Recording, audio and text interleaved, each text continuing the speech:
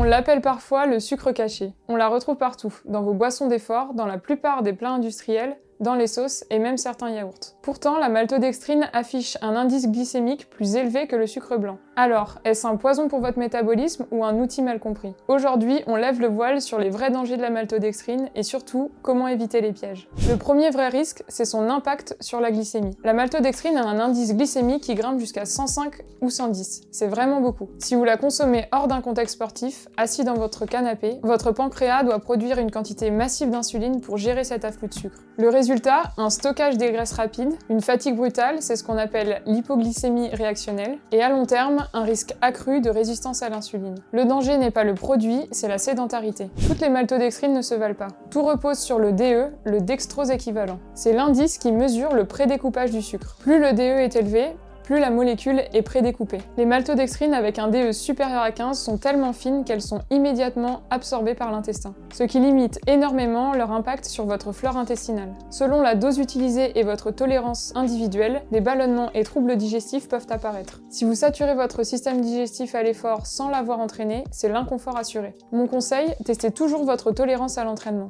Alors, faut-il arrêter de consommer de la maltodextrine? Non, mais il faut respecter 3 règles d'or. L'effort et le contexte d'entraînement intense uniquement. Consommez-la pendant ou autour de l'effort intense en cas de forte charge d'entraînement. Elle est déconseillée en dehors de ces contextes si vous êtes sédentaire. Le bon dosage, ne dépassez pas 40 à 60 grammes par heure d'effort, sinon vous risquez la saturation digestive. La qualité, fuyez les maltodextrines issues de maïs OGM. Le label bio est un vrai gage de sécurité pour votre santé à long terme. En résumé, la maltodextrine est un outil de performance incroyable, mais comme n'importe quel outil puissant, il faut savoir le manipuler. Utilisez la maltodextrine avec stratégie, en lien avec vos dépenses énergétiques et dans un contexte d'entraînement intense. Dis-moi en commentaire si tu utilises déjà la maltodextrine et n'oublie pas de t'abonner et de partager si cette vidéo t'a aidé.